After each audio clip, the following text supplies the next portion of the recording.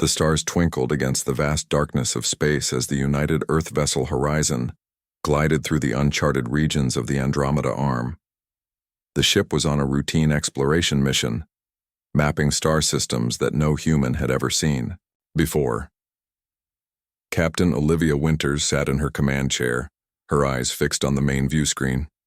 She was a veteran of space exploration with 15 years of experience navigating the unknown. Her short brown hair framed a face marked by intelligence and determination. "Captain, sensors are picking up something unusual," said Navigation Officer Ryan Peters. His fingers moved quickly across the control panel. "It appears to be a cluster of ships, but they're not moving." Olivia leaned forward. On screen, the view screen shifted to show a collection of strange vessels drifting in the emptiness of space. There were dozens of them, their designs unlike anything in human records.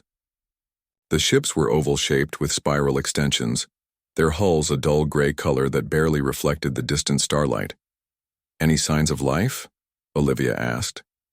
Lieutenant Commander Jack Miller, the ship's xenobiologist, studied his readings with growing excitement. "Captain, I'm detecting thousands of life signs, but they're in some kind of suspended animation. Their life processes are extremely slow." "Are they aware of us?" Olivia's voice remained calm, but her mind raced with possibilities. Communications. Officer Heather Martinez shook her head.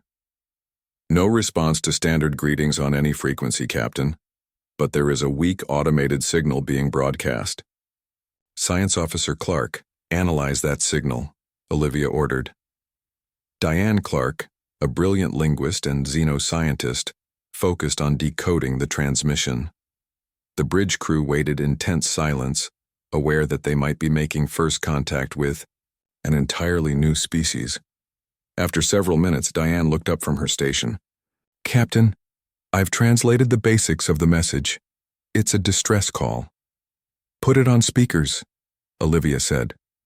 A strange, melodic voice filled the bridge, the alien language now converted to English by the ship's computers. "This is the final exodus, fleet of the Araxian people. Our homeworld is dying. Our sun has become unstable. We seek asylum with spacefaring civilizations. Our people sleep until we find a new home." The message continued, becoming more disturbing as it played. "We have approached the Caspian Confederacy. They denied us entry. We have approached the Mavarian Alliance. They denied us entry. We have approached the Toral Union. They denied us entry." The message listed 3 more advanced alien civilizations, all of which had turned away the refugees. Life. Support systems failing.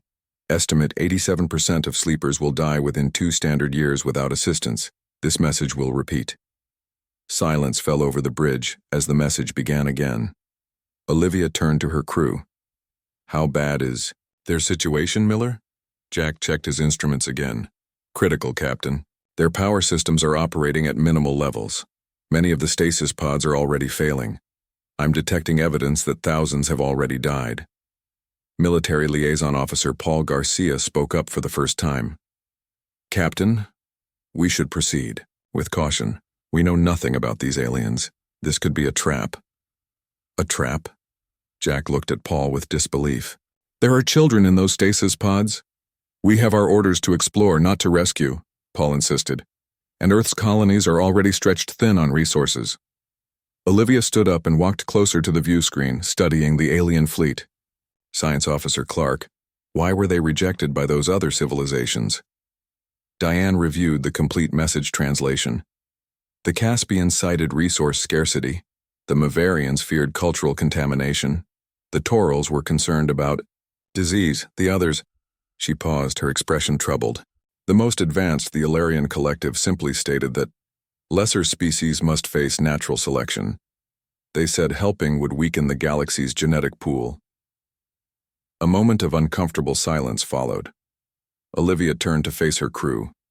"Throughout human history, we've faced similar situations," she said quietly. "Too many times we turned away those in need because it was convenient, or because we were afraid. We've learned from those mistakes." She returned to her chair and made her decision. Prepare a boarding party. Medical, engineering, and science personnel. I want to know if we can help stabilize their ships. Captain, Paul objected, Earth Command needs to be consulted before we make first contact. I'm not asking permission to make contact, officer. Garcia, Olivia replied firmly. I'm informing Earth Command that we're providing emergency assistance to a dying species. She turned to Heather. Send a full report to Earth. Tell them we've found refugees who need our help. 4 hours later, Olivia floated through the alien vessel alongside Jack Miller and Chief Engineer Gregory Jones. They moved carefully in their spacesuits, lights illuminating the strange interior of the ship. These stasis chambers are incredible, Jack said, examining one of thousands of pods that lined the walls in rows stretching far into the distance. Inside each pod was an Araxian, a being with smooth bluish skin, 4 arms, and a face with large, almond-shaped eyes currently closed. In artificial sleep, but they're failing, Gregory added, checking the power systems. Main generators are almost dead. They've been drifting for at least 30 years based on the decay rate. Olivia moved closer to one pod containing a smaller figure, clearly a child. Can we help them? Gregory thought for a moment. The Horizon could provide emergency power. To the main ships, that would buy us time. But long-term, they need a place to go, Captain. Back on the Horizon, Olivia faced her crew in the conference room. The ship's doctor, Ben Howard, displayed medical scans of the Araxians. They're oxygen breathers with roughly similar nutritional needs to humans, Ben explained. They could potentially survive on several of our colony worlds with minimal adaptation. But, will Earth agree to take them? Diane asked the question everyone was thinking. Olivia received a message on her tablet. We're about to find out. Earth Command is responding.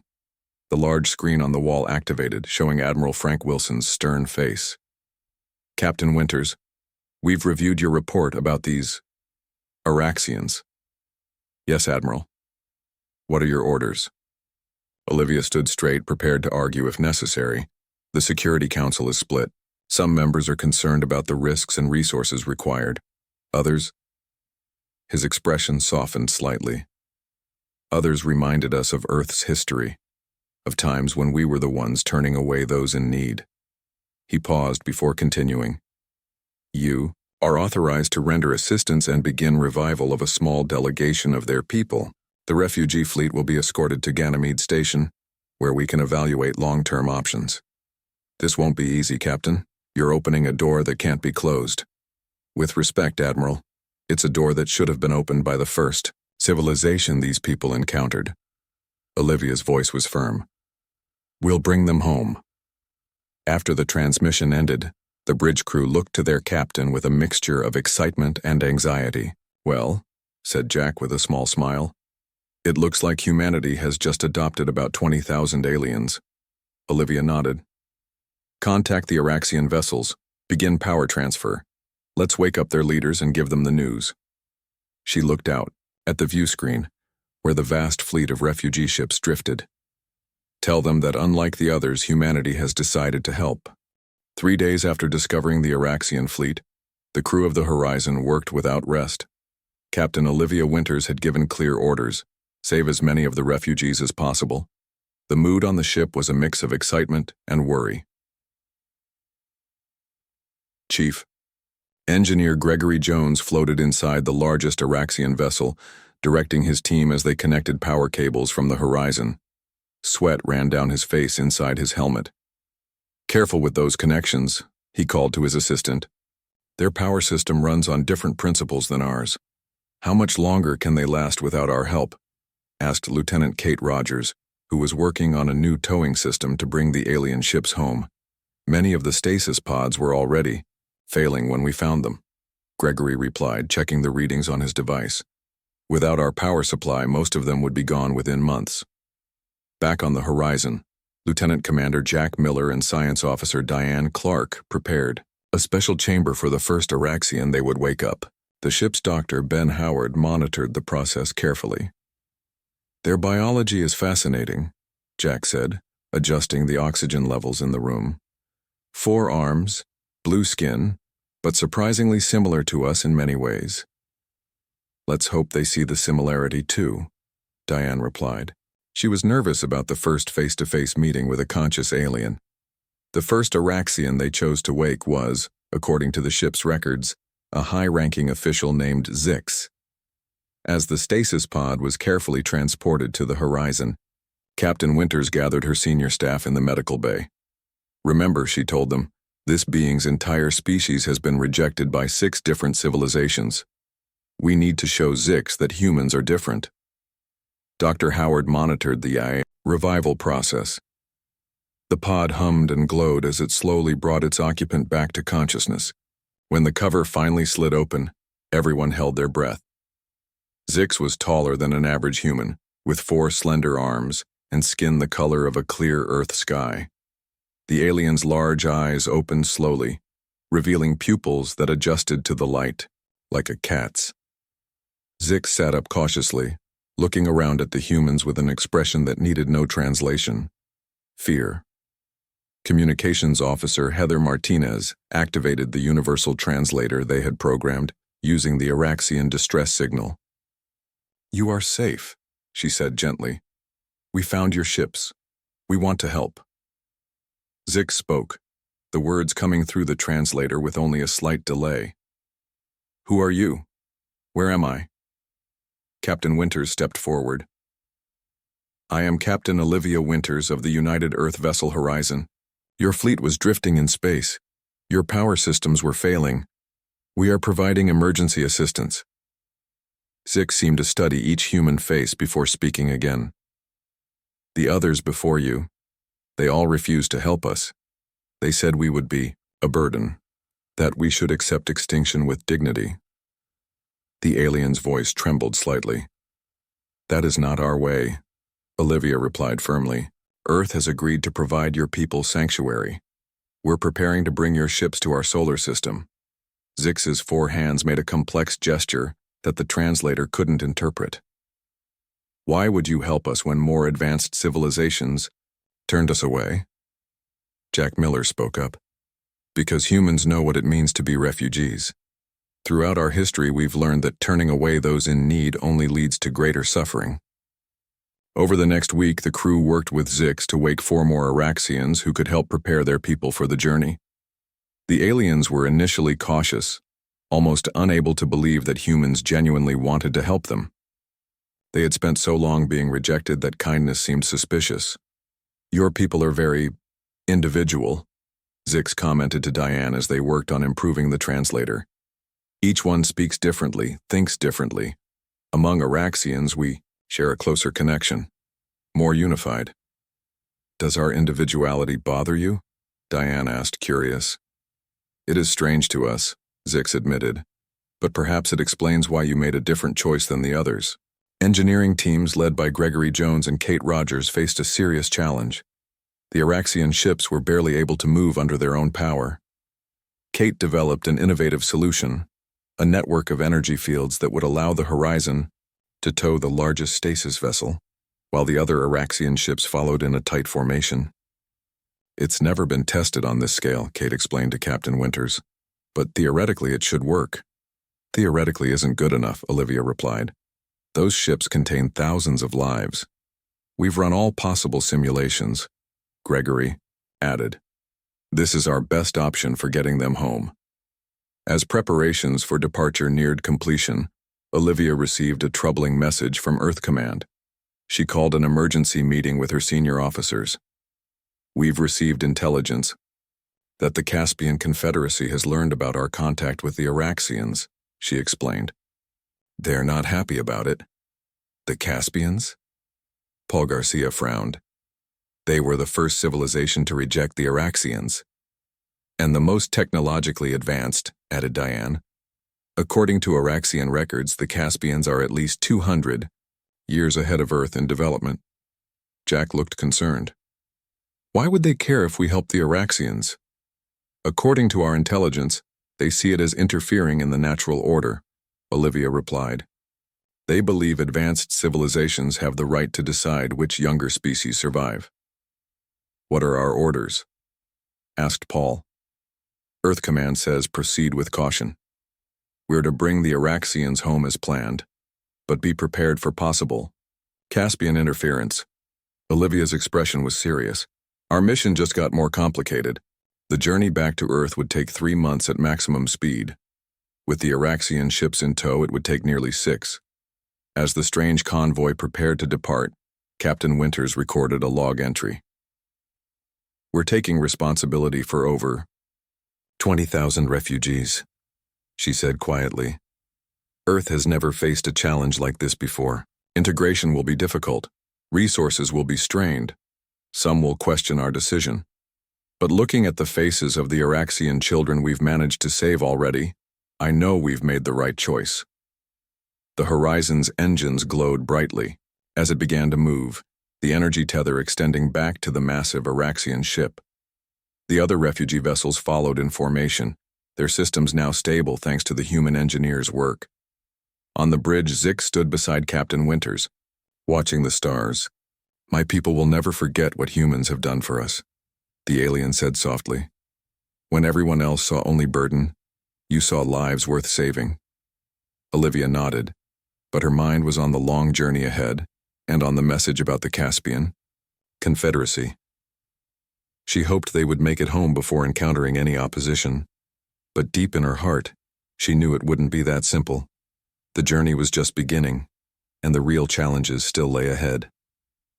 2 months into their journey back to Earth, the Horizon and its convoy of Araxian ships moved steadily through space. The crew had settled into a routine, working closely with the awakened Araxians to maintain the fleet and learn about each other's cultures. Captain Olivia Winters was in her quarters reviewing reports when the alert sounded.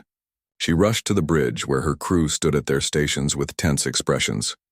Report, she ordered as she took her seat. Commander Susan Baker, the ship's tactical officer, pointed to the main screen. 3 ships approaching at high speed, Captain. Based on the design, they match Araxian descriptions of Caspian vessels. Olivia felt a chill run down her spine. The Caspians were the most advanced civilization that had rejected the Araxians. How long until they reach us? 20 minutes, Susan replied. They're moving extremely fast. Alert the Araxian representatives. I want Zix on the bridge, Olivia ordered. She turned to Communications Officer Heather Martinez. Are they sending any messages? Yes, Captain. Audio only so far. Heather's fingers moved across her console, putting it on speakers. A strange, almost musical voice filled the bridge. The translator converted it to English with a slight delay. Human vessel, this is Executor Null of the Caspian Confederacy. You are transporting biological material that was evaluated and rejected for galactic preservation. Stop your engines and prepare to surrender this cargo. The bridge crew exchanged shocked glances. Cargo? Jack Miller said with disgust. They're talking about living beings. Zix entered the bridge, the tall alien moving with grace despite the obvious tension. The Caspians, Zix said simply, looking at the screen. I was afraid this would happen. What can you tell us about them? Olivia asked. They believe themselves to be the most evolved species in this sector of the galaxy. Their technology is far beyond what you or my people possess. Zix's large eyes showed clear fear. They do not see other species as equals. Olivia stood up. Heather, open a channel. When the officer nodded, she spoke clearly. Caspian vessel, this is Captain Olivia Winters of the United Earth Vessel Horizon. The Araxians are under our protection. They are not cargo, they are refugees we have chosen to assist. There was a pause before the reply came. Your species is young and naive. The natural order of the galaxy requires that weaker species give way to stronger ones. The Araxians were judged and found wanting. Your interference is not welcome. 3 Caspian ships appeared on the long-range scanners. They were beautiful in a strange way, shaped like crystal formations that somehow moved through space. They glowed with an inner light that pulsed like a heartbeat. They're powering weapons, Susan reported, her voice tight. Our shields won't hold against that kind of technology. Olivia turned to her crew. Options? We could try to outrun them, suggested Navigation Officer Ryan Peters. But not with the Araxian ships in tow. And we can't abandon the Araxians, Jack added firmly. Lieutenant Alan Ross, the ship's best pilot, spoke up. We could position the horizon between them and the refugee ships, use ourselves as a shield. Olivia nodded slowly. That might be our only choice. She looked at Zix. Would you like to respond to them? The alien hesitated, then nodded. I will speak to them. Heather opened the channel again, and Zix stepped forward. Executor Null, this is Ambassador Zix of the Araxian people. We remember your judgment of us, but humans have made a different choice. They see value where you saw only weakness. The reply was cold. The humans lack the perspective that comes with advancement. They will learn, in time, that some species are not worth saving. We will give you one chance to return to your ships. The humans will release you to us and they may continue their journey unharmed. Zix looked at Olivia, who shook her head firmly. We're not abandoning your people, she said. Then we stand together, Zix replied before addressing the Caspians. Again. We decline your offer, Executor. The humans have shown us what true advancement looks like. It is not measured in technology but in compassion. There was a long silence, then, very well. The consequences are on your heads. The communication ended. Susan's console lit up with warnings. They're charging weapons. Move us into position, Olivia ordered. Protect the Araxian ships at all costs. Alan took control, skillfully piloting the horizon to place it between the oncoming Caspian vessels and the vulnerable refugee fleet. The ship's engines strained with the effort, shields at maximum, Susan reported, though I don't know how much good they'll do. Send a distress signal to Earth Command, Olivia said to Heather. Let them know our situation. The Caspian ships moved with impossible grace surrounding the human Araxian convoy. They were close enough now to be seen clearly on the view screen, crystalline structures that seemed almost alive, pulsing with energy. A new transmission came through, but this time with video. The being on the screen was humanoid in shape, but seemed to be made of pure energy contained within a transparent shell. Its voice resonated oddly as it spoke. I am Executor Null. I will speak with you directly, human captain, before we take action. Olivia stood tall. I'm listening. Your species has existed for a mere instant in cosmic time. You have barely left your solar system, yet you presume to judge where we, who have traveled the stars for millennia, have already decided. The energy beings form pulsed with each word. The Araxians are genetic refuse of a dying world. They offer nothing of value to galactic development. Where you see weakness, we see potential, Olivia replied firmly. Where you see burden, we see future. Allies. Every civilization capable of crossing the stars was once struggling for survival. Including yours, I suspect. Nal's energy form flickered. Your sentiment is touching but foolish. Step aside, or we will move you aside. We will not abandon them, Olivia said. If that means standing against you, then so be it. The communication ended abruptly. Susan's console flashed red warnings. They're targeting weapons on the main Araxian vessel. Move to intercept, Olivia ordered. Alan piloted the horizon directly into the line of fire. The ship shuddered as the Caspians fired a beam of energy that struck their shields. Shields down. To 30% from a single hit, Susan called out. Return fire, Olivia ordered, knowing it was likely futile against such advanced technology. The horizon's weapons seemed to barely affect the Caspian ships. They prepared to fire again when suddenly new alarms sounded. Captain, Heather called. Out with excitement. Multiple ships dropping out of faster-than-light travel, their Earth vessels. The view screen showed 5 human military ships appearing around them, led by the massive dreadnought Defender. Admiral Laura White's voice came through the communications system. Horizon, this is Admiral White. Looks like you could use some help. We brought friends too. 3 more ships appeared, these with designs unfamiliar to the Horizon crew but recognized by Zix. Those are vessels from the Tellarian Republic and the Vox Collective, the alien said with wonder. Earth's allies. Though still technologically outmatched, The human fleet and their allies now presented a united front around the Araxian ships. The Caspian vessels paused their attack. Executor Nal's voice came through once more. This changes nothing in the cosmic order, but it seems you are more trouble than the principle is worth, for now. The Caspian ships slowly backed away, their crystal forms turning in perfect unison before accelerating and disappearing into the distance. The bridge crew of the Horizon let out a collective breath they hadn't realized they were holding. Olivia turned to Zix, who stood watching the view screen with an expression of disbelief. "No one has ever stood against the Caspians for us before," the alien said quietly. Olivia smiled. "Well, get used to it. That's what allies do." As the Earth fleet moved into escort formation around the refugee convoy, Olivia knew the journey wasn't over. There would be more challenges ahead. But for now, they had won their first battle. Humanity had made its stand in the galaxy not with superior technology, but with the simple conviction that compassion was worth fighting for. After the confrontation with the Caspians, the journey to Earth continued without further incidents. 3 weeks later, the convoy of ships finally entered the Sol system. As they passed the orbit of Neptune, Captain Olivia Winters called Zix to the bridge of the Horizon. "There it is," she said, pointing to the view screen. "Jupiter. Ganymede is its largest moon, and that's where we've prepared a place for your people."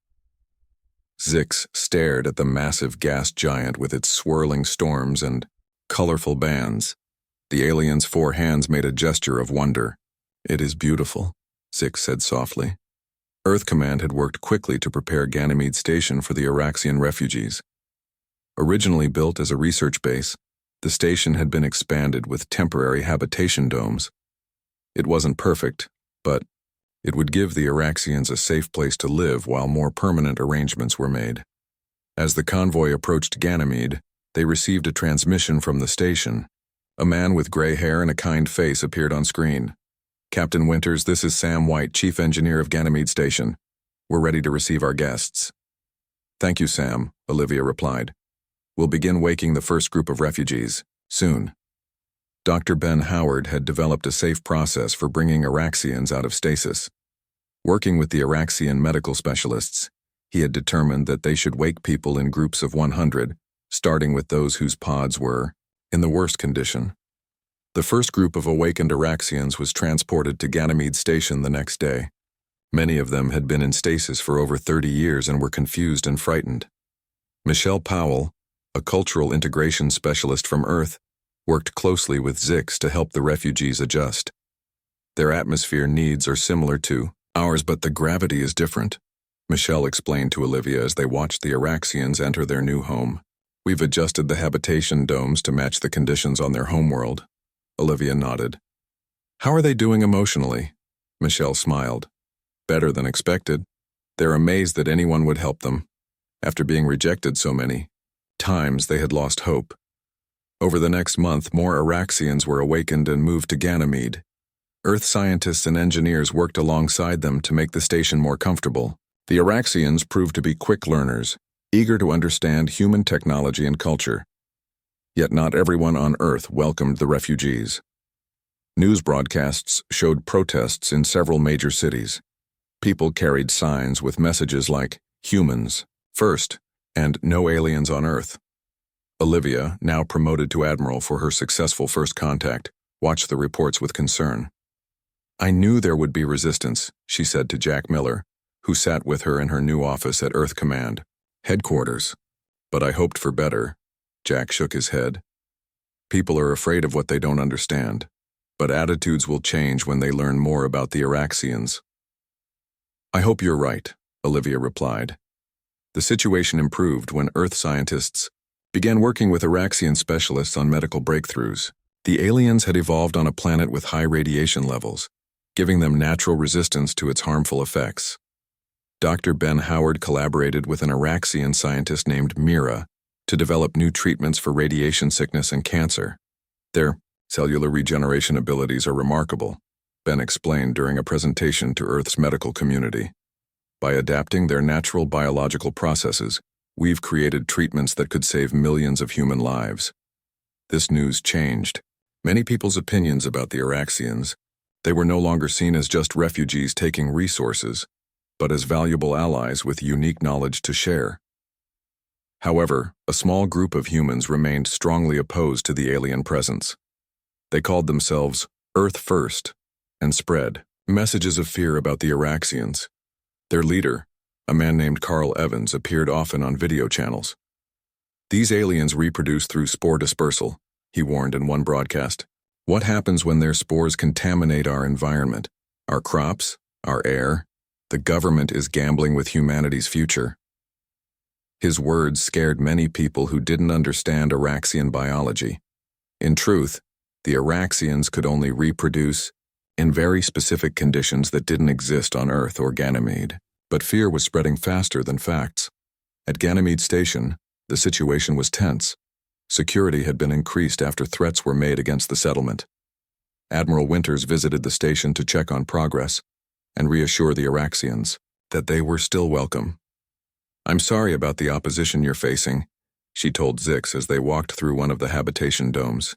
"Not all humans think that way." "We understand fear," Zix replied. "Our own people were afraid when our son began to die. Fear can make anyone act unwisely." Their conversation was interrupted by alarms blaring throughout the station.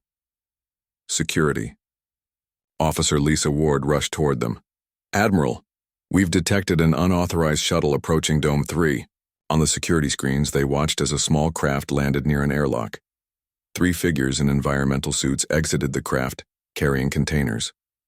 "Those aren't standard environment suits," Lisa said, her voice tight with worry. "And they're not authorized personnel."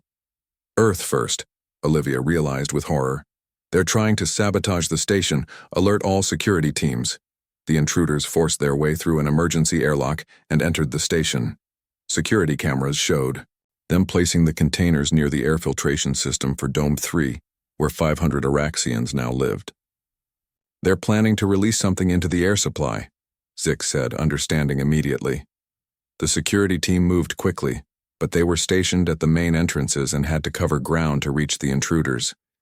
It would take precious minutes they might not have. Surprisingly, it was an Araxian named Relk who reached the saboteurs first. Relk had been working in the maintenance section nearby. The cameras showed the alien confronting the 3 humans, who threatened Relk with weapons. Instead of retreating, Relk lunged forward, knocking 2 of the humans down. The third opened one of the containers, releasing a cloud of toxic gas. The human saboteurs, protected by their suits, tried to escape. Relk, exposed to the toxin, used all 4 arms to seal the ventilation system, preventing the poison from spreading to the rest of the dome. Security forces arrived moments later, capturing the humans and sealing off the affected area. But it was too late for Relk.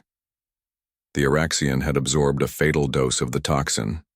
The news of Relk's sacrifice spread quickly across Earth and its colonies. Video of the Araxian giving its life to save hundreds of its people from a human attack changed many minds. The Earth First movement lost support overnight. Carl Evans was arrested for planning the attack, and something unexpected happened. Humans began sending messages of support and apology to Ganymede Station. One Araxian gave its life to prevent what would have been a disaster, Olivia said during a memorial service held for Relk. In doing so, this brave individual showed us the true meaning of courage and selflessness. Zix stood beside her, addressing both humans and Araxians. Relk's sacrifice will not be forgotten. It has shown us that our 2 peoples can stand together, even in the darkest moments. As the service ended, Olivia received a message from Earth Command. The Council had voted unanimously to approve construction of permanent Araxian settlements on Mars, where conditions were more suitable for their physiology than Earth or Ganymede. The integration of the Araxians into the solar system had faced its greatest challenge and emerged stronger than before.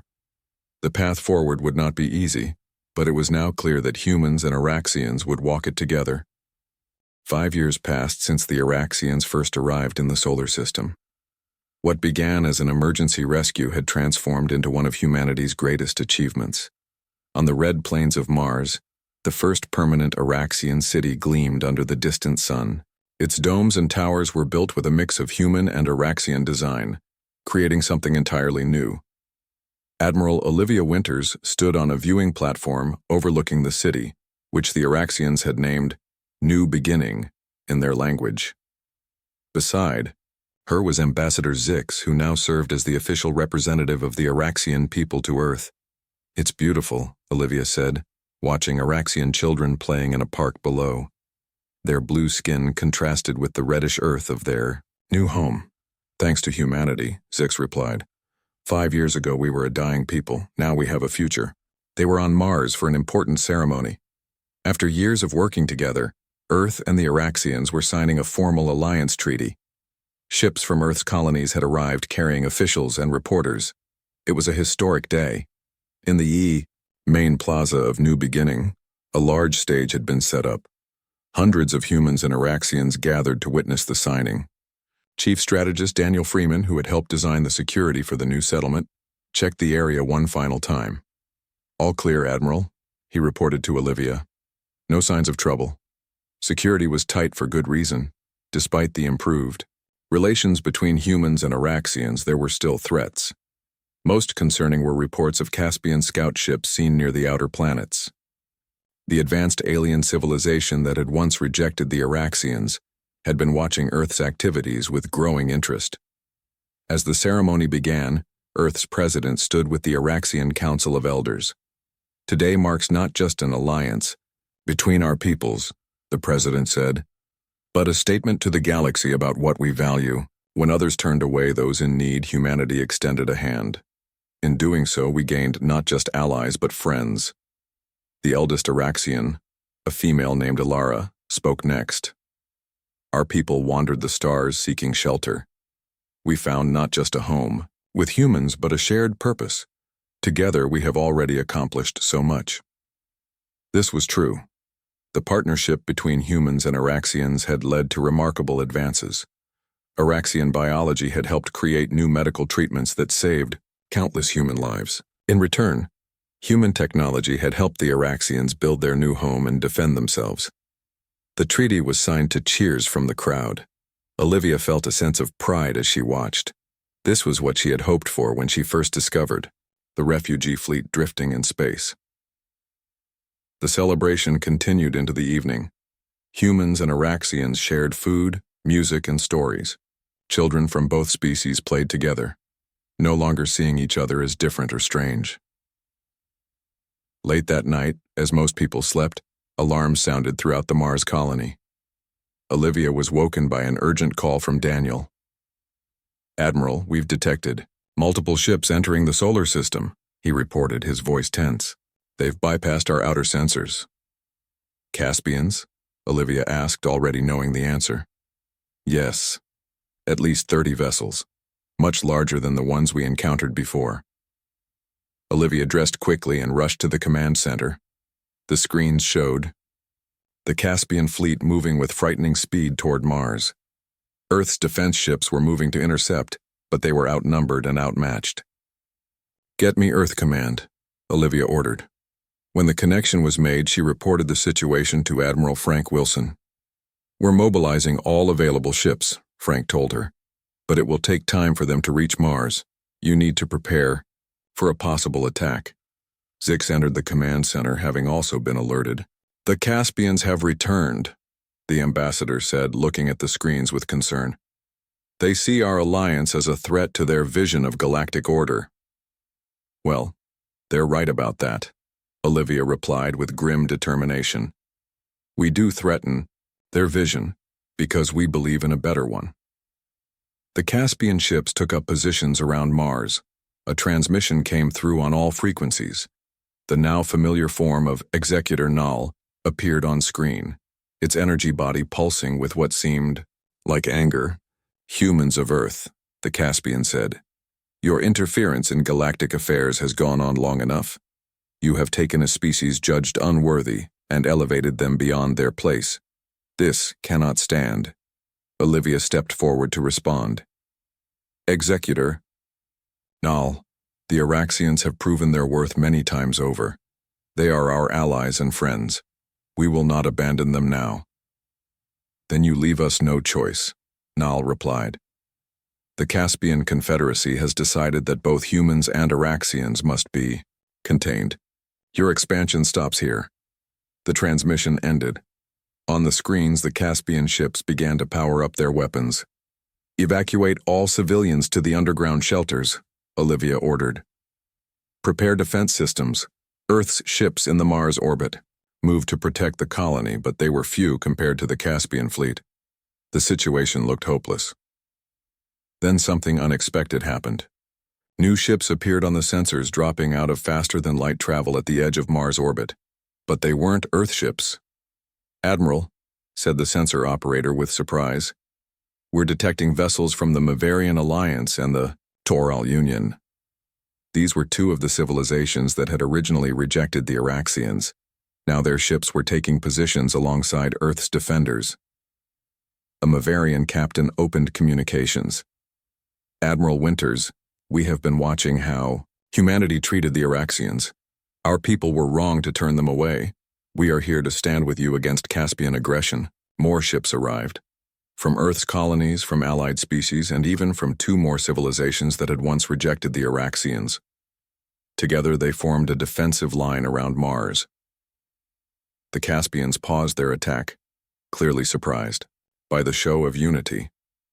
When they finally attacked, they found themselves facing not just humans and Araxians, but a coalition of species united by a shared belief in compassion and mutual aid. The battle was fierce.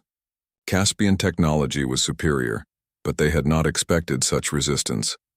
Earth ships, commanded by Admiral Winters with Ambassador Zix by her side, used unconventional tactics that confused the logical battle patterns of the Caspians. Chief Strategist Daniel Freeman had studied the Caspians and realized their weakness. They relied too heavily on predictable, efficient strategies. By using seemingly random maneuvers and surprising tactics, the coalition forces were able to overcome their technological disadvantage. After 6 hours of battle, the Caspian fleet withdrew. They had lost 12 ships, while the coalition lost 7. It was the first defeat the Caspians had suffered in centuries. In the aftermath, representatives from 12 different species gathered on Mars to discuss the future. The Araxians, once rejected by all, were now at the center of a new interstellar alliance. Ambassador Zix addressed the gathering with words that would be remembered for generations. When we were dying, every advanced civilization turned away, believing we had nothing to offer. Humanity alone saw beyond immediate cost to distant potential. In saving us, they ultimately saved themselves and showed the galaxy a better path. Admiral Winters spoke more simply. We helped because we could, and because long ago, we were taught that the measure of a civilization is not in its technology or wealth, but in how it treats those in need. Today proves we were right to remember that lesson.